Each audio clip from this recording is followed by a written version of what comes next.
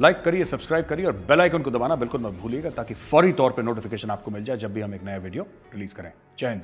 Chanakya forum आप ज़रूर पढ़ा करें, बाकायदगी से पढ़ा करें, और इसके ऐप्स एंड्रॉयड पर और एप्पल पर आप डाउनलोड कीजिए। जन्नत साहब का जो भी वहाँ पे तब्दीली का मामला हुआ, फैज़ हमीद का, इस पर मेजर साहब का क्या मौक़िफ़ है, भारतीय आंख से वो किस तरह देखते हैं। मैं स्वागत करता हूँ मेजर गौरव आर्य साहब का। सर बहुत बहुत धन्यवाद आपको sir, thank you very much. Thank you मेरे साहब ज्वाइन करने का। आने वाले दिनों में हम आपको फिर इसी तरह पाकिस्तान के बहुत सारे दानिश्वरों के साथ भी लाएंगे, मगर आज आपसे वन ऑन वन जानना चाहते हैं कि ये जो नई तब्दीली है ये कोई कॉस्मेटिक तब्दीली है, चूँकि लोग ये कहते हैं कि जनरल फैज़ हमीद अब पेशावर के कोर कमांडर हैं और पेशावर ज़्यादा करीब से डील करेगा तालिबान को, तो फेस भी बदल गया, दुनिया का दबाव भी बदल गया और काम भी चलता रहेगा। आप इस सारी सूरत हाल को कैसे देखते हैं? सर ताहिर साहब, मेरा थोड़ा सा मानना या मेरी समझ थोड़ी सी मुख्तलिफ है, इसमें थोड़ी सी अलग है।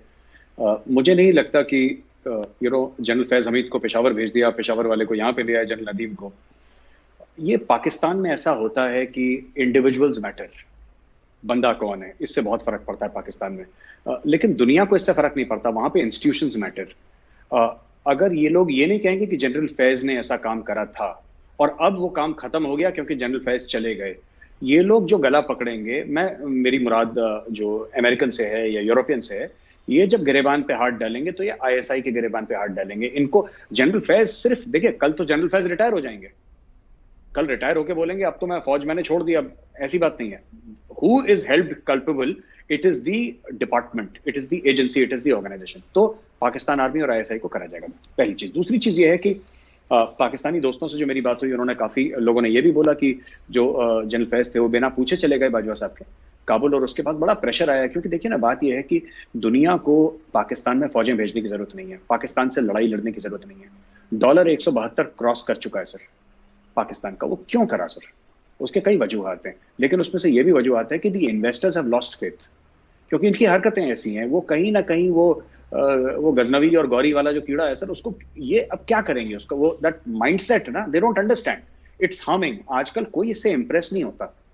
आप गौरी गजनवी की बात करेंगे, आज की 21st सेंचुरी में nobody is impressed with all this, but they continue to do this. अब देखिए, अगर पाकिस्तान चाहता कि तालिबान के साथ अच्छे रिश्ते कायम करना चाहता, ठीक है, कोई बुरी बात नहीं, आपकी फॉरेन पॉलिसी है, आप तालिबान को समझना चाहते हैं, उनसे बातचीत करना चाहते हैं, राब्ता बनाना चाहते हैं, अच्छी बात। आपको शाह महमूद कुरैशी को भेजना चाहिए था। प्लान पहले यही था सर कि शाह महमूद कुरैशी जाए वहां पे। शाह महमूद कुरैशी का प्लान कैंसिल करा और ये चुपचाप पहुंच गए भाई साहब अपने फैज़ हमीद काबुल में बात करने के लिए। सरीना होटल में वो लेडी जर्नलिस्ट उनसे मिली, फॉरेन जर्नलिस्ट, पता नहीं कौन से उसकी थी, वो चैनल की, उसने बातचीत करी, वो ऑन एयर हो गया इंटरव्यू। तो कहने की बात यह है कि which country sends its intelligence chief for diplomatic missions? और मुझे ये बात समझ में नहीं आती, अगर आईएसआई खुफिया एजेंसी है तो इतना खुले में काम कैसे करता है? ये खुफिया मतलब खुफिया होता है ना सर, कि किसी को पता ना लगे। इनका तो सबको पता लगता है। वो हर एक अखबार की जीनत भी हैं, वो हर एक अखबार की रौनक भी हैं, उनके बारे में डिस्कशंस भी हो रहे हैं। आपने कभी ये नहीं देखा होगा इंडिया में इंटेलिजेंस चीफ के बारे में कहीं भी बात हो रही है, क्योंकि उनका पता ही नहीं लगता कौन है कहाँ है। ठीक है, अखबार में छोटा सा कभी मेंशन आ गया अपॉइंटमेंट में या फिर रिटायरमेंट में, वरना कभी बीच में नहीं आता। खुफिया मतलब खुफिया। पाकिस्तान में खुफिया, देयर इज नथिंग कॉल्ड खुफिया, it's everything is in your face. तो ये जो बदलने की बात है, जो आपने बोली कि ये पेशावर चले गए और ये आ गए, देखिए बात यह है कि एंड में फंसेंगे इंस्टीट्यूशंस, ताहिर साहब, एंड में फंसेंगे इंस्टीट्यूशंस। गोरे को कोई फर्क नहीं पड़ता, गोरे को यह फर्क नहीं पड़ता कि बंदे का नाम नदीम है कि बंदे का नाम फैज है, उसको कोई फर्क नहीं पड़ता। उसको यह पता है कि ये पाकिस्तान आर्मी है, ऐसा ही है, और वो बाहें इनकी मरोड़ेगा। ये तो जनरल फैज रिटायर हो जाएंगे 2-3 साल के बाद, फिर क्या होगा sir? He will retire after 2-3 years, but his organisation will be held accountable. देखिए, आपने कहा कि फॉरेनर्स को इस बात से कोई कंसर्न नहीं है कि चेहरा कौन सा है, नाम क्या है। वो तो स्टेट को, रियासत को, एजेंसी को, आर्मी को अकाउंटेबल ठहराएंगे। ये तो है फॉरेनर का मामला पाकिस्तान के साथ। ख़ुद पाकिस्तान की अपोजिशन लीडर मरीम नवाज़ खुल के कहती हैं, और इससे पहले उनके फादर नवाज शरीफ जो 3 बार प्राइम मिनिस्टर रहे, वो भी अपने वीडियो एड्रेसेस में कई बार नाम लेके जनरल बाजवा और फैज़ हमीद का कह चुके हैं कि आप यहाँ पर जमहूरियत को अगवा ना करें, इस तरह की बातें वो कर चुके हैं। यही बात मरीम ने फिर कही है, खुल के कही है कि जनरल फैज़ हमीद ने पूरे इदारे को यरगमाल बनाया हुआ था। तो क्या जनरल फैज़ ने ही बनाया हुआ था? क्या बाकी जो इससे पहले डायरेक्टर जनरल ISI गुजरे उन्होंने नहीं बनाया था, या जो आने वाले हैं वो नहीं बनाएंगे? क्या मरीम नवाज इस हकीकत को नहीं समझती? सर वो समझती हैं, लेकिन मरियम नवाज का पल्ला जनरल फैज से पड़ा तो उन्होंने जनरल फैज का नाम दिया। जिसको जो चोट पहुंचाता है उसका नाम लेता है, साफ सीधी बात है। ये पाकिस्तान में सर आयूब खान के टाइम से चल रहा है ये, तो इट्स नॉट कि समथिंग जो कि जब से अंग्रेज गए थे, जो पहले इनके आर्मी को या कमांडर इन चीफ होते थे, जब से वो लोग गए तब से पाकिस्तान में बुरी खबर ही दे रहा है फौज लगातार, और पाकिस्तानियों को ये बता रहा है कि तुम इस खतरे में हो कि तुम्हें हिंदू खा जाएगा, और क्योंकि तुम्हें हिंदू खा जाएगा इसलिए तुम्हें बचाने के लिए हमें DHA भी चाहिए, हमें एक्सटेंशन भी चाहिए, हमें बड़े बड़े प्लॉट चाहिए, हमें पैसा चाहिए, हमें 20 अरब डॉलर का फौजी फाउंडेशन भी चाहिए, हमें सब चाहिए। ये सब हमें क्यों चाहिए आखिर? इसलिए नहीं कि हम लालची हैं, इसलिए नहीं कि हम लोग सेल्फिश हैं, इसलिए नहीं कि हमें पैसे की भूख है, इक्तदार की भूख है, नहीं, हमें इसलिए चाहिए क्योंकि तुम्हारे पूरब में, तुम्हारे ईस्ट में जो हिंदू है वो तुम्हें खा जाएगा किसी तरीके से। तो इन्होंने जब पॉपुलेशन को कन्विंस कर लिया, उसके बाद नोट तो बरस में थे, तो नोट बरस में सर। अब आपने मरियम नवाज की बात करी कि आपने बिल्कुल जिसको कहते हैं कि अगवा कर लिया। सर ये पाकिस्तान में मैं बता रहा हूं आपको कि कई चीजें तो हमें समझ में नहीं आती। We are unable to understand. Indians को बड़ी दिक्कत होती है क्योंकि हमारे यहाँ ऐसा है नहीं सर। हमने कभी नहीं देखा, हमारे यहाँ कभी ऐसी खबर नहीं आई कि किसी जनरल ने ये कर दिया, किसी जनरल ने वो कर दिया। यहाँ पे army, Indian army is the most respected institution in the country sir. ये कई सर्वेज दिखाते हैं। आप सर्वे का क्या है सर, आम आदमी से पूछ लीजिए सड़क में। It is the most respected institution. Sir क्यों है? इसलिए सबसे रिस्पेक्टेड इंस्टीट्यूशन है क्योंकि इंडियन आर्मी ने सर कभी इख्तिदार में आने की कोशिश नहीं करी, इंडियन आर्मी ने कभी कू नहीं करे, इंडियन आर्मी ने कभी यहाँ पे लोगों को अटैक नहीं करा, इस देश पे राज करने की कोशिश नहीं करी। इंडियन आर्मी ने हर समय यह बोला कि we are here to serve the nation and obey and follow the constitution of the country. ये इंडियन आर्मी ने हर समय बोला है। तो लोगों को दिखता है कि जो ये बोलते हैं वो करके दिखाते हैं, और 75 साल से वही चीज करके दिखा रहे हैं। ये लोगों को देखा है, जिसको कॉलो फेल में फर्क नहीं है सर, इनकी कथनी और करनी में इंडियन आर्मी में फर्क नहीं है। पाकिस्तानी फौज में कथनी करने में फर्क है। अब आप देखिए, आपने मरियम नवाज वाली बात करी सर। मरियम नवाज का क्या केस है सर? मरियम नवाज ने ये अपने ट्वीट में बोला था कि इस शख्स ने, जनरल फैज हमीद ने, मुझे फंसाने की कोशिश करी है। ठीक है सर, वो जो लंदन की प्रॉपर्टी वाला केस था, तो वो जस्टिस कौन थे? तो शौकत अजीज कुछ नाम था सर। जी, हाँ जनरल वो जी जस्टिस शौकत अजीज ने उनको हटा दिया गया वहां से, क्योंकि ये बताया गया कि साहब ये PMNL के हो सकता है कि ये उसके फेवर में जजमेंट दें, तो उनको हटा दिया गया और बोला कि किसने कराया? ये कमर जावेद बाजवा साहब ने प्रेशर डाल के खुद करवाया है। और ये चीज होती आ रही है सर, ये होती आ रही है पाकिस्तान में, किस तरीके से मैनेज करना। और सबसे बड़ा इसका यही कारण है। आप देखिए, किसी भी मुल्क में एक्सटर्नल और इंटरनल इंटेलिजेंस एजेंसीज अलग होती हैं सर। किसी भी सेल्फ रिस्पेक्टिंग कंट्री में सर इंटरनल और एक्सटर्नल एजेंसीज अलग होती हैं सर। इंडिया में अलग है, US में अलग है, इंग्लैंड में अलग है सर, हर जगह अलग है। इट्स ओनली इन पाकिस्तान और a few other such countries जहां पे जैसे ISI है पाकिस्तान में। ISI सब कुछ देखता है sir, internal external. It is the mother agency and they don't realise that इससे पाकिस्तान की डेमोक्रेसी को हार्म हो रहा है। इसलिए हार्म हो रहा है सर क्योंकि इन लोगों ने भुट्टो को फांसी में टंगवा दिया, ठीक है सर, इन लोगों ने बेनजीर को मरवा दिया, इन लोगों ने ऐसी कई सारी चीजें करी हैं जिससे कि डेमोक्रेसी इतनी सीरियसली पाकिस्तान में कॉम्प्रोमाइज हो गई है कि मुझे नहीं लगता कि पाकिस्तान में अगले 20 साल तक कभी भी डेमोक्रेसी ठीक तरीके से अपने पैरों पर खड़ी हो पाएगी। ये अभी जो डेमोक्रेसी सो कॉल्ड पाकिस्तानी सोच रहे हैं कि डेमोक्रेसी है, ये डेमोक्रेसी है ही नहीं, है ही नहीं। कोई भरोसा नहीं करता इस डेमोक्रेसी पे। आप दुनिया में किसी से पूछ लीजिए कि क्या Imran Khan genuinely prime minister है, is he a person in charge? Imran Khan से मिलता कोई नहीं सर, इमरान खान से मिलता कोई नहीं। CIA का डायरेक्टर आता है, इमरान खान से नहीं मिलता sir, he does not meet him. और यहाँ पे अफवाह क्या फैला देते हैं पाकिस्तानी कि खान ने मना कर दिया कि जब तक बाइडन नहीं मिलेगा तब तक मैं किसी से मिलूं। ये ऐसी सर झूठी बातें अपने लोगों को ना, अब ठीक है पढ़े लिखे हैं नहीं, उनको जो चूरन खिला दिया उन्होंने खा लिया सर। CIA का डायरेक्टर आया सर, CIA का डायरेक्टर को पता है उसके पास लिमिटेड 3-4 घंटे हैं सर, ठीक है, उसके पास और भी काम है, ठीक है। ऐसा तो नहीं कि इमरान खान के साथ बैठ के उसने आलू गोश्त खाना है, उसके पास दुनिया भर का काम है। उसको पता है कि काम कहां से होगा, काम रावलपिंडी से होगा, वो डायरेक्टली रावलपिंडी जाता है, हाथ मिलाता है वहां पे, जो देना दिलाना है, जिसकी बात करनी है करता है, वो वापस आ जाता है। End of story sir, that is how the Americans do business. इनका ये जॉन केरी, क्या नाम था, मैं नाम भूल गया सर, उनका सेक्रेटरी ऑफ स्टेट हुआ करता था, जी जी, if I am John not Kerry, wrong. जी जी जी। हाँ, जॉन केरी, और ये सब इस्लामाबाद जाते हैं सर। ये आजकल नहीं है, ये अमेरिकन को बहुत पहले से पता है, या तो मिलिट्री डिक्टेटर होगा जो कि प्रेसिडेंट है, तब वो उससे मिलते हैं, वरना they always prefer to meet the army chief.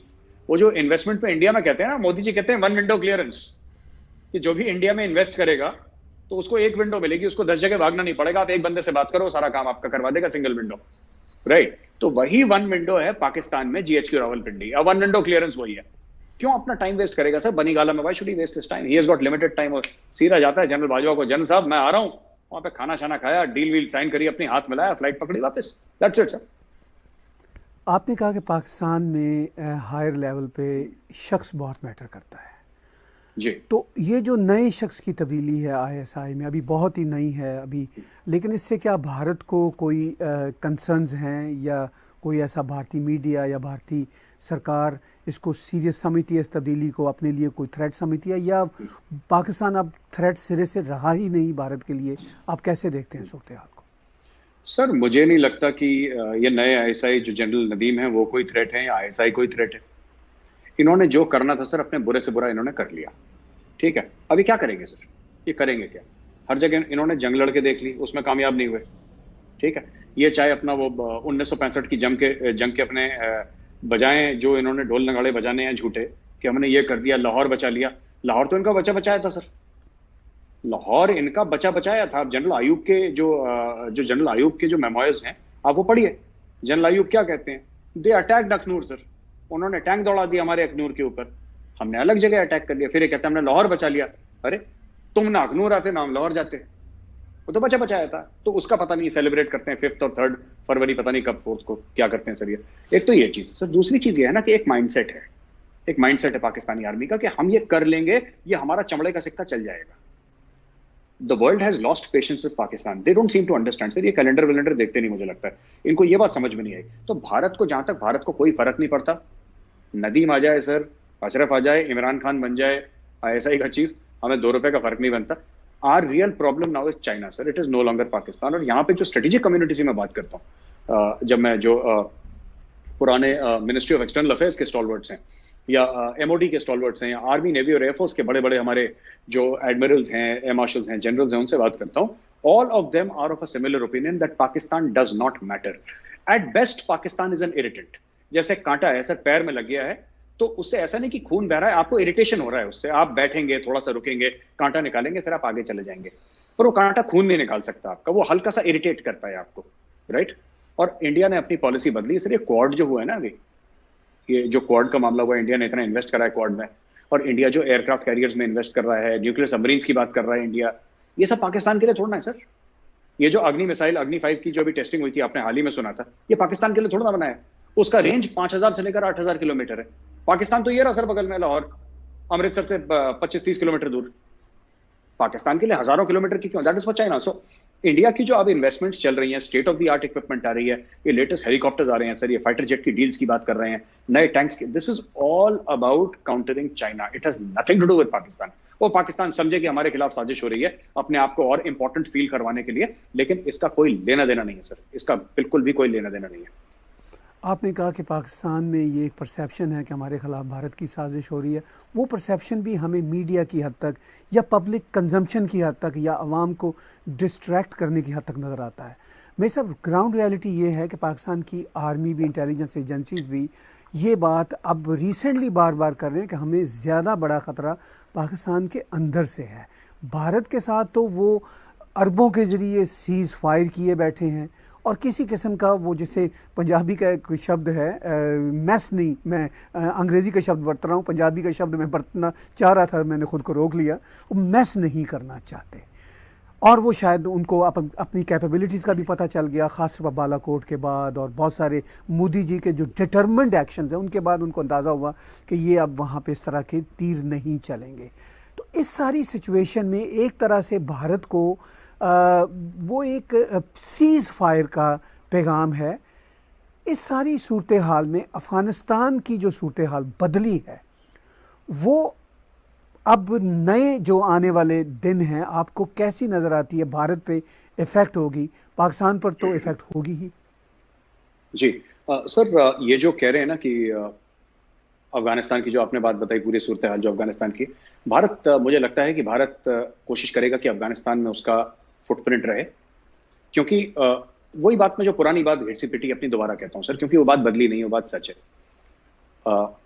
China अकेला अफगानिस्तान को नहीं पाल सकता, चाइना में इतनी हिम्मत नहीं है सर। अगर कोई ये कहे कि चाइना इनडेफिनेटली 10 से लेकर 15 बिलियन डॉलर हर साल दे दे, चीन ने आज तक किसी को नहीं दिया सर, पाकिस्तान को नहीं दिया, अफगानिस्तान को कैसे दे देगा?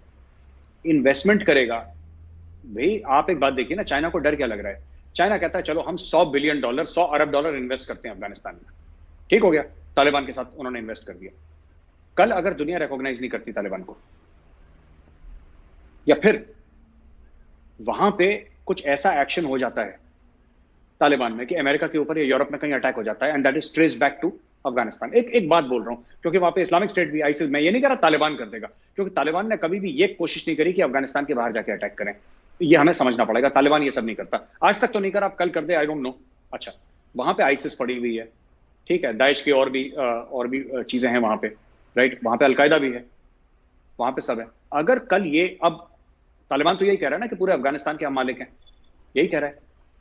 कल अगर अफगानिस्तान के सॉइल से एक अटैक प्लान होता है, वो अफगानिस्तान में ट्रेस होता है, और इसके बीच में, मैं कह रहा हूं आज से 5 साल के बाद होता है, 5 साल के बाद होता है, और तब तक 50 बिलियन या 100 बिलियन डॉलर चाइनीज अपने लगा चुके हैं इंफ्रास्ट्रक्चर प्रोजेक्ट्स में, और ये फिर से, भगवान ना करे, 100 बार मैं कह रहा हूं भगवान ना करे, अगर फिर से जहाज बिल्डिंग के अंदर जाता है अमेरिका में, अमेरिका फिर से आएगा सर, फिर से आएगा खून का बदला लेने के लिए, और तब ये चाइनीज प्रोजेक्ट्स कहां पे जाएंगे?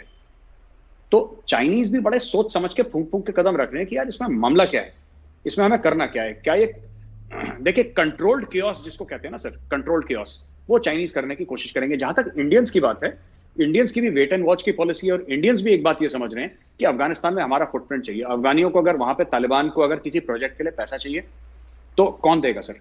ये मिक्स एंड मैच होना पड़ेगा। It cannot be China alone, China अकेले कर ही नहीं सकता। ये पाकिस्तानियों को गलतफहमी है चाइना के चेकबुक के बारे में कि बहुत बड़ी चेकबुक, बड़ी है चेकबुक, लेकिन अनलिमिटेड चेकबुक नहीं है। वो चेकबुक उन्होंने पाकिस्तान के लिए बंद कर दी।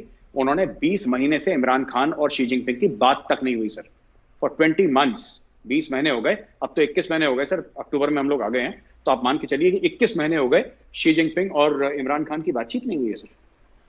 तो फिर आप समझ लीजिए कि वो क्या सोचता है। तो इसमें ये भी, और जहां तक हमारे कश्मीर की बात है, ये काफी पाकिस्तानी मीडिया में लोगों ने कहा भी था कि कश्मीर में ये करेंगे वो करेंगे। सर अब ये जो कश्मीर वाला मामला है ना सर, ये खत्म हो चुका है। जितनी जल्दी पाकिस्तान समझ ले कि कश्मीर का मामला खत्म हो गया, उनकी सेहत के लिए अच्छा है, हमें तो कोई फर्क नहीं पड़ता, ये कर लें सर, हर जगह कश्मीर कश्मीर, अपने टीवी एंकर्स को लाहौर में बैठा के कश्मीर कश्मीर दिन रात करते रहो। दुनिया सोचती नहीं है, दुनिया को कोई फर्क नहीं पड़ता सर, उनकी तरफ से कश्मीर हो ना हो उनको कोई फर्क नहीं पड़ता। Nobody cares about Kashmir sir, the only people who care about Kashmir are the Indians. हिंदुस्तानियों को फर्क पड़ता है तो हिंदुस्तानी कहते हैं पैसे भी लगाओ, ये भी लगाओ, एयरपोर्ट और बड़ा करो। अब 1000-1500 करोड़ रुपए खर्च करके सर एयरपोर्ट को और बड़ा कर रहे हैं, श्रीनगर में एयरपोर्ट को, और फैसिलिटीज ला रहे हैं कश्मीर में, और वहां पे जो जॉब्स हैं लोगों की वो करवा रहे हैं। सरकार का तो यही काम है सर। अब ये लोग क्या करते हैं? ये लोग उल्टा करते हैं सर। पाकिस्तानी जो आर्मी है, पाकिस्तानी गवर्नमेंट है, डीप स्टेट एस्टेब्लिशमेंट कह लीजिए, उनका क्या काम है? उनका एक काम है कि ये इस्लामिक है, ये मुसलमान है, इनका बस यही काम है। ये कुछ नहीं दे सकते किसी को। एक फोटोग्राफ वो है ना जो हमने देखी थी, उसकी जनरल फैज की नमाज पढ़ रहा है तालिबान के साथ, आपने देखा होगा। जी जी, उसमें मुल्ला बरादर भी था, ताहिर साहब, है ना, उसमें वो सब। तो किसी ने मुझसे पूछा था, मैंने बोला ये सिर्फ यही, पाकिस्तान सिर्फ यही कर सकता है, इसके अलावा अगर वो लोग कहते हैं कि मैं 100 मिलियन डॉलर दे दो, हमें 2-3 महीने के लिए, 2 महीने के लिए खर्चा चलाना है, तो पाकिस्तान नहीं दे सकता। पाकिस्तान सिर्फ ये कह सकता है भाई हम आपके साथ बैठ के नमाज पढ़ सकते हैं। मेरा कहने का मतलब यह है कि Pakistan can only play the religion card with everybody. चाहे कश्मीर में उनको रिलीजन कार्ड प्ले करना है, चाहे तालिबान के साथ रिलीजन कार्ड प्ले करना है, चाहे अरबों के साथ करना है, किसी के साथ भी करना है, उनके पास, पाकिस्तान के पास सिर्फ एक आर्ग्यूमेंट है कि जी असी भी मुसलमान थे तुसी भी मुसलमान, दैट्स इट सर। इसके अलावा पाकिस्तान के पास दूसरी आर्ग्यूमेंट है ही नहीं, क्योंकि फॉरेन अफेयर्स का मतलब है लेन देन। ठीक कह रहा हूं सर, फॉरेन अफेयर्स का मतलब ही है लेन देन। तो यहाँ पे तो लेन देन तो है नहीं यहाँ पे कुछ। So then how do you progress? तो वो भी इनका नहीं हो पाएगा कश्मीर को लेके। ये आपने दुरुस्त कहा कि अब तो रिलीजियस कार्ड भी नहीं चलता नज़र आ रहा है। ये जो रिलीजन कार्ड अरबों के साथ चलता था वो भी तकरीबन बंद हो गया। अरब भी अब पैसे नहीं देते बल्कि वापस मांगते हैं। जी। और जहाँ तक चाइना की बात है, तो चाइना तो बहुत देखिए कोट अनकोट स्मार्ट कंट्री है, ये मैं मानना पड़ेगा। वो किसी तरह भी ऐसी जगह इन्वेस्टमेंट नहीं करेगा जहाँ उसको नुकसान होगा। और अफ़गानिस्तान में इन्वेस्टमेंट कोई लंबी चौड़ी तो वो कभी नहीं करेगा। कुछ छोटे मोटे कार्रवाइयों के लिए कुछ थोड़ी बहुत अमदाद दे देगा, लेकिन वो भी अभी नहीं दे रहा। इंटरनेशनल धारे से वो मुख्तलिफ नहीं होगा, चूँकि ख़ुद चाइना को सिनकियान में और आसपास के इलाकों में ख़तरा है कि अफ़गानिस्तान से रेडिकल लोग आ सकते हैं। तो चाइना के लिए पॉसिबल नहीं है कि ना वो सेंट्रल एशिया को नाराज़ करना चाहेगा और ना ही रेडिकल एलिमेंट्स को वो सपोर्ट करना चाहेगा। लेकिन आपने जिक्र किया मेरे साहब कि पाकिस्तान की मीडिया में कश्मीर के हवाले से, इस तरह के हवाले से बहुत नैरेटिव चलता रहता है। पाकिस्तान की मीडिया को आप वॉच करते रहते हैं और ग्राउंड रियलिटीज़ का आपको भी पता है और ख़ुद पाकिस्तान की इस्टेब्लिशमेंट को भी पता है, वैसे ही पता है जैसे आपको पता है। तो आप जब पाकिस्तानी मीडिया वॉच करते हैं, कश्मीर रेटरिक होता है या तालिबान पर खुशियाँ मनाई जाती हैं, तो आपका या भारत में बैठे हुए एनालिस्ट का क्या उस पर एक तरह से रिएक्शन होता है अम्यूज़मेंट के अलावा? सर हमें तो हंसी भी आती है, कभी हम सोचते हैं कि कैसी अजीबोगरीब बातें करते हैं ना, बेसर पैर की बातें। और कुछ कुछ खास तौर से एंकर्स हैं, मैं उनका नाम नहीं लूंगा, लेकिन कुछ कुछ एंकर्स हैं। एक एंकर है जो कि मेल है, एक फीमेल भी एंकर है, नाम नहीं लूंगा उनका। ये ऐसी ऐसी बातें करते हैं सर जो कि अलिफ लैला की कहानियां जो होती है ना। अच्छा, इनमें से कश्मीर को गया नहीं कभी। ये कहते हैं कश्मीर में इंटरनेट काम नहीं करता। सर श्रीनगर में जितना इंटरनेट काम करता है ना, उतना इस्लामाबाद में काम नहीं करता, और 1/5 रेट पे काम करता है। 1/5 रेट पे। इतना सस्ता। India has one of the lowest internet cost in the world. India में क्या ना के बराबर है सर। 199 रुपए पर मंथ में तो अनलिमिटेड है, आप जितना इंटरनेट यूज करो, आपको जितने फोन कॉल करने। इंडिया में तो ये हाल है। खैर एनी सर, ये चक्कर जो है ना, ये इनका बेसिकली क्या है कि ये बात करते हैं कि वहां पे कर्फ्यू लगाए। और मैं देख रहा था, मैं कश्मीर में ही देख रहा था सर ये इनका प्रोग्राम ना। मैं पिछले साल गया था कि कह रहे कश्मीर में कर्फ्यू लगा हुआ है। तो मैं जब इन्होंने बोला कश्मीर में कर्फ्यू लगा है सर, तब मैंने वीडियो बनाया था और मैंने पोस्ट करा था ट्विटर पे। उस वक्त वहां पे ट्रैफिक जैम था सर। मैं फंसा हुआ था ट्रैफिक जैम में जाने के लिए। मुझे जाना था सर वो ललित होटल है वहां पे श्रीनगर में, मुझे किसी से मिलना था for a cup of coffee. तो मैं जा रहा था ललित होटल। अब मैं ट्रैफिक जैम में फंसा हुआ सर। वो डल लेक से थोड़ा सा आगे जाके ललित होटल है, मैं वहां पे फंसा। मैं इतना परेशान हो गया, मैंने बोला यार ये कॉमेडी चल रही है पाकिस्तानी मीडिया में। ये कह रहे हैं यहाँ पे लॉकडाउन हो रखा है, यहाँ पे मैं ट्रैफिक जैम में फंसा हूं। तो अब कुछ ऐसी चीजें हैं। अच्छा, दूसरी चीज है कि सर इनका ना, ये मैंने देखा है कि इनके पास कोई इंटरनेशनल लेवल का मीडिया हाउस नहीं है पाकिस्तान के पास, जो अपना मौजू दूसरों को दिखाए। क्योंकि वहां पे टूरिस्ट आते हैं, फॉरेन टूरिस्ट आते हैं। और सिर्फ टूरिस्ट नहीं है सर, मुझे तो ऐसा लगता है कि विदेशी ऑर्गेनाइजेशन के जासूस भी आते होंगे विदेशी देशों के। क्यों नहीं आएंगे सर? अमेरिकन के नहीं आते होंगे, यूरोपियंस के नहीं आते होंगे, MI6 के लोग नहीं होंगे वहां पे? 10 बार होंगे। तो सब लोग आते हैं। तो सबको सच्चाई पता है कश्मीर में होता क्या है। Everybody knows the truth sir. ये लोग कहते हैं आप लोग मीडिया अलाउ नहीं करते। किसको नहीं अलाउ करते सर? लोग जाते हैं वहां पे, रिपोर्ट करते हैं। आप 9 बजे इंडियन टीवी चैनल का भी देखिए, कश्मीर पे बहस है, कश्मीरी मुस्लिम वहां पे बैठता है, खूब बैंड बजाता है सबका, बीजेपी का, सरकार का, खुल के कुछ नहीं हो रहा, उसको मजे मार रहा है वहां पे। तो ये पाकिस्तान का सर कश्मीर कार्ड, ये जो कार्ड है ना सर कश्मीर का, ये क्रेडिट कार्ड इतनी बार स्वाइप कर दिया है पाकिस्तान ने, इतनी बार स्वाइप कर दिया ये मुसलमान होने का इस्लामिक कार्ड, कि अब वो क्रेडिट कार्ड ना ब्लॉक हो गया पीछे से। अब वो काम नहीं करता वो card. That card is become useless sir. वो कोई पूछता नहीं है अब। तो यही चीज है। हमें तो बड़ी हंसी आती है when जैसे कि वहां पे कश्मीर में 1 लाख लोग मार दिए, 2 लाख लोग मार दिए। अब तो कश्मीरी भी बेचारे कश्मीरी मुसलमान कंफ्यूज हो जाते हैं सर पाकिस्तानी मीडिया देख के। ये इन्होंने एक फेक न्यूज चला दी कि श्रीनगर में इतने लोगों को मार दिया। तो मेरा दोस्त है वहां पे sir, he called up, he said ये कहां पे हुआ मेजर साहब, आपको कुछ पता है? मैंने बोला भाई आप श्रीनगर में आप ही ढूंढ लो, आपको बेहतर पता होगा। श्रीनगर इज अब तो सर एक जमाने में बड़ा छोटा होता था सर, 15 मिनट में श्रीनगर पार हो जाता था। अब तो श्रीनगर भी ऐसा हो गया है कि बिल्कुल इट्स बिकम लाइक चंडीगढ़ और Jaipur, it's become very big. Srinagar बहुत ज्यादा कंस्ट्रक्शन वहां पे हो गया, तो बहुत बड़ा हो गया श्रीनगर।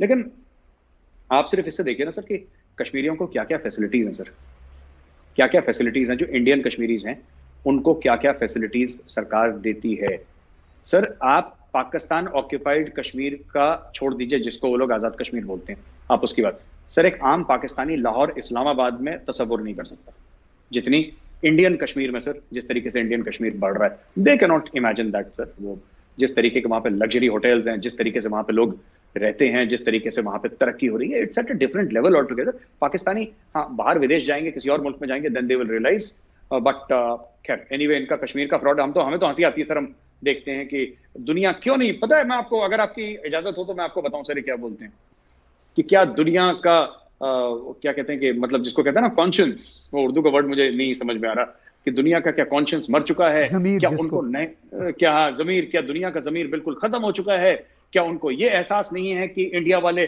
कितना तशद्दुद कर रहे हैं और रोज रोज कई सौ कश्मीरियों को मार दे, मतलब ये कुछ भी बोलते हैं सर।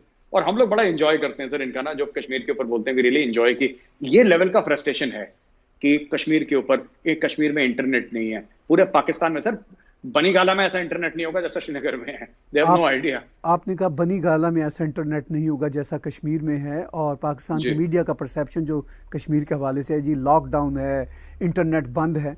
ये बात तो पाकिस्तान के प्राइम मिनिस्टर ने अभी 2 हफ्ते पहले ही यूनाइटेड नेशन की जनरल असम्बली में फिर दोहराई।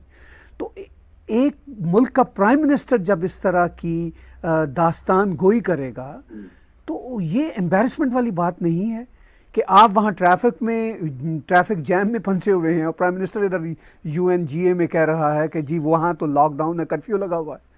तो इस माइंडसेट को आप कैसे देखते हैं? नहीं सर, मैं तो ये कहता हूँ ये अच्छी बात है। मैं तो चाहता हूँ इमरान खान करे, क्योंकि जो अब हम तो जाते रहते हैं कश्मीर, इमरान खान तो कभी गया नहीं, हम तो जाते रहते हैं कश्मीर। वहां का अब जो कॉमन कश्मीरी मुसलमान है ना, वो इनकी मजाक उड़ाना शुरू कर दिया उसने। That common Kashmiri Muslim, they have started making fun of these anchors. मैं उस लेडी का नाम नहीं लूंगा और उस पाकिस्तानी मेल एंकर का नाम नहीं लूंगा। इनके सर मीम्स चलते हैं वहां पे, ये लोग मीम्स बनाते हैं उनके कि ये इतना झूठ बोलते हैं। मतलब ठीक है, इनको पहले अच्छा लगता था जब ये उनकी बात करते थे, लेकिन आप झूठ बोलोगे तो कश्मीरियों को पसंद थोड़ा आएगा। कश्मीरी यही तो बोलेगा, जो कश्मीरी मुसलमान है इंडिया में जो है, वो तो यही बोलेगा ना कि आप हमारे बारे में सच बोलो। और क्या बोल रहा है वो? और यही बोल रहा है सच बोलो। अब इमरान खान वो, अच्छा मुझे एक और इमरान खान की बात समझ में नहीं आती सर। आप बताइए, आप पाकिस्तान में पैदा हुए, पाकिस्तान में रहे, अब आप कैनेडियन सिटीजन हैं, आप एक बात बताइए सर, इमरान खान अमेरिका को गाली देता है, अफगानों को मुबारकबाद पेश करता है कि अब आप आजाद हो गए हैं, अब तालिबान आ गया है, अमेरिकी भाग गए हैं, उसी अमेरिकन से ये पैसे मांग रहा है। और यही चीज इंडिया के साथ भी कर रहा है ये आदमी। ये मोदी जी को उल्टी सीधी बात बोलता है, इंडिया को उल्टी सीधी बात बोलता है, फिर कहता है हम इंडिया के साथ बातचीत करना चाहते हैं। ये क्या, is there some mental disorder? इसको समझ में नहीं आती कि आप ऐसे, मतलब ये डन नहीं होता, ऐसे ऐसे काम नहीं होता। Doesn't Imran Khan realise that ये कॉमेडी ऑफ द सिचुएशन, कि आप अमेरिकन को बोल रहे हैं कि अच्छा हुआ तुम चले गए और अब अफगान आजाद हैं, और तुम बहुत बुरे थे, तुमने 20 साल गुलाम रखा अफगानों को, तुम बहुत बुरे लोग हो, अच्छा भाई पैसा दे दो थोड़ा सा। ये इसको कॉमेडी नहीं लगती है सब?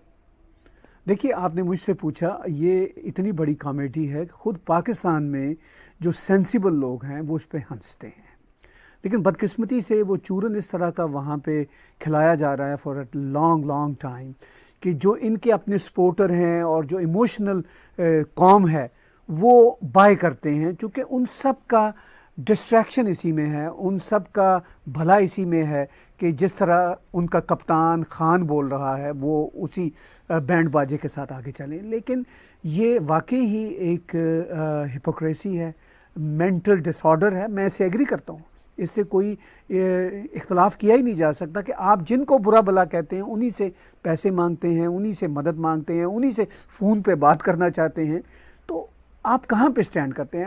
हमेशा ये तो बातें ना ख़त्म होने वाली हैं बदकिस्मती से। ये जो कॉमेडी है, ये जो अम्यूज़मेंट है, ये तो एंडलेस है। आखिर में कंक्लूड कीजिए, जो सिचुएशन इस वक्त साउथ एशिया में डेवलप हो रही है, जिस तरह मोदी जी का स्वागत हुआ और पूरी दुनिया में अमेरिका में उस स्वागत को देखा गया, सराहा गया, तो इस वक्त भारत, जो कि आप कहते हैं कि चाइना के साथ ही एक इंटरनल मैच है, लेकिन इसके साथ साथ हम ये भी देखते हैं कि भारत की ये भी कोशिश है कि ये कॉन्फ्लिक्ट्स जितने कम हों इंटरनेशनल लेवल पे उतना अच्छा है, लेकिन अपने आप को मजबूत करते रहना भी बहुत ज़रूरी है। इस सारी पॉलिसी को आप कैसे देखते हैं? ताहिर साहब, आपने बोला है कि मोदी जी को बड़ा वेलकम करा गया और बड़ा अप्रिशिएट करा गया। पाकिस्तानी मीडिया तो कुछ और कह रहा है सर। ये दो, खास तौर से ये जो 2 एंकर हैं, लेडी एंकर और वो जो बंदा है जो एंकर है जिसका नाम आपके वजीर आजम से मिलता जुलता है, वो तो ये साफ साफ यही कहता है कि मोदी की तो विजिट फ्लॉप हो गई। नहीं, वो तो इमरान खान के लिए तो तालियां। वो तो दो एक लोग हैं। मैं आपको बताऊं, पाकिस्तान में, पाकिस्तान के बड़े बड़े लोग जो मीडिया के बड़े बड़े लोग हैं, वैसे तो हम सब बराबर हैं, वो सब प्रेज कर रहे हैं कि भाई मोदी जी का बहुत स्वागत हुआ। वो तो खैर दो एक लोग आपको पता है चलते ही रहते हैं इस तरह के माहौल में। तो इस सारी सूरत हाल में जो भारत की इस वक्त की अपनी टेक है इश्यूज़ पे, वर्ल्ड इश्यूज़ पे, वो आपको कैसे दिख रही है? सर मुझे लगता है कि बड़ी मैच्योर डिप्लोमेसी है, और मुझे लगता है कि जिस तरीके से रीच आउट करा है, जिस तरीके से अलायंसेस बनाए हैं भारत ने, चाहे यूरोप के साथ हों, चाहे अमेरिका के साथ हों, जापान के साथ हों, ऑस्ट्रेलिया के साथ हों, और दीगर मुल्कों के साथ, इवन न्यूजीलैंड के साथ रीच आउट करा है, जिस तरीके से भारत अलायंसेस बना रहा है। अभी रिसेंटली पिछले हफ्ते की रिपोर्ट है कि अदानी ने श्रीलंका में $700 मिलियन का एक पोर्ट दैट कंटेनर टर्मिनल पूरा उसका कॉन्ट्रैक्ट उठाया है। तो इंडियंस को अब हम समझ रहे हैं कि वो जो चाइनीज ने बनाया है वो 500 मिलियन का पोर्ट है, और ये जो बना रहे हैं 700 मिलियन का है। तो चाइनीज से बड़ा वहां पे वो बना रहे हैं अदानी पोर्ट से। तो अदानी ये करेगा। अब देखिए हमारे और कंपनीज हैं, जैसे टाटा है, रिलायंस है, ये भी बाहर जाएंगी, बड़ी बड़ी कंपनीज है, ग्लोबल कंपनीज हैं सर, फॉर्च्यून 500, दिल गो आउटसाइड एंड इन्वेस्ट। तो इंडिया ये भी कर रहा है। दूसरी चीज, चाइना के साथ आपने बोला, सही बात है। देखिए हम बिगाड़ना किसी मुल्क के साथ नहीं चाहते, हम पाकिस्तान के साथ भी बिगाड़ना नहीं चाहते। क्यों बिगाड़ना? जियो और जी ने तो अमन से रहो, पर पाकिस्तान को हजम नहीं होता। उसी तरीके से सर कभी कभी ऐसा लगता है कि चीन को भी हजम नहीं होता। ठीक है, फिर उसके लिए क्वाड है सर, उसके लिए ऑकस है, कोई और लोग हैं। देखिए ऑकस में इंडिया हो ना हो, हैं तो ये हमारे पार्टनर्स हैं, तो हमारे पार्टनर्स। अभी अंदर की बात ये पता लग रही है, जो र्यूमर्स हैं, अब मुझे नहीं पता, बट न्यूक्लियर सबमरीन के लिए बात हो रही है फ्रांस से सर, इंडिया की, है ना। अब हमारे पास भी न्यूक्लियर सबमरीन है, तो फिर ये एक स्टेलमेट पे आ जाता है, जिसको एमैड भी कहते हैं ना, म्यूचुअली अश्योर्ड डिस्ट्रक्शन, की तुम्हारे पास भी न्यूक्लियर वेपन्स है, हमारे पास। दो nuclear submarine has a different meaning, it is nothing to with nuclear weapons, it is the energy of the submarine. वो कहां से आती है? डीजल से नहीं आएगी, अब इससे आएगी, but it's far better nuclear submarine. तो इस तरीके से इंडिया इन्वेस्ट कर रही है ना। अच्छा होता कि चाइना ये सब नहीं करता, तो हम लोग भी सर हेल्थ केयर के ऊपर इन्वेस्ट ज्यादा कर पाते, एजुकेशन के ऊपर ज्यादा इन्वेस्ट कर पाते, जो हमारे गरीब हैं उनकी ज्यादा मदद कर पाते। लेकिन अब मजबूरी है, क्या करें? अगर चाइना धक्का देगा तो फिर वापस इंडिया भी धक्का देगा। और इंडिया अब ऐसा मुल्क तो है नहीं सर कि चाइना धक्का दे दे और चाइना बोले कि पीछे चले। ना हमारी सरकार ऐसी है सर, ना हमारे लोग ऐसे हैं। तो अगर चाइना एक बार धक्का देगा तो यहाँ से 2 बार धक्का दिया जाएगा। अगर चाइना तमीज से रहेगा तो हम लोग तमीज से रहेंगे। और इतनी छोटी सी बात है सर, तो we are building up alliances. हमें एक चीज पता लग गई है कि चाइना से सिर्फ हम नहीं, बहुत मुल्क नाखुश हैं, बहुत मुल्क नाखुश हैं सर।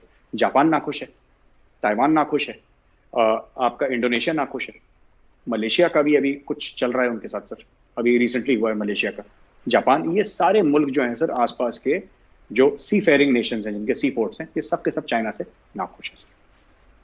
तो जो नाखुश लोग हैं, इनको मिला के एक ब्लॉक बना के सबके साथ अपनी एक बातचीत करके China can be stop. China अकेला है, चाइना की हेल्प के लिए कौन है sir? Nobody is there to help China.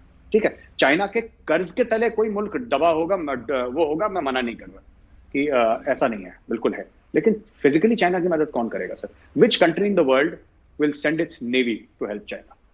क्योंकि चाइना ने जिनको दबा के रखा हुआ है वो तो गरीब मुल्क है सर। पाकिस्तान के पास ना के बराबर नेवी है sir, it has no navy at all. कुछ फिशिंग बोट्स हैं जिसको ग्रीन और व्हाइट कलर में, जिसको नेवी कहता है, it has no destroyer, it has no aircraft carrier. वो सबमरीन उसके पास ऐसे टूटी फूटी 2-3 है सर, जिसमें पानी चूता रहता है, जिसमें sir they don't have any navy. Who is going to help? अगर भगवान ना करे कोई कॉन्फ्लिक्ट होता है तो चाइना की मदद कौन करेगा?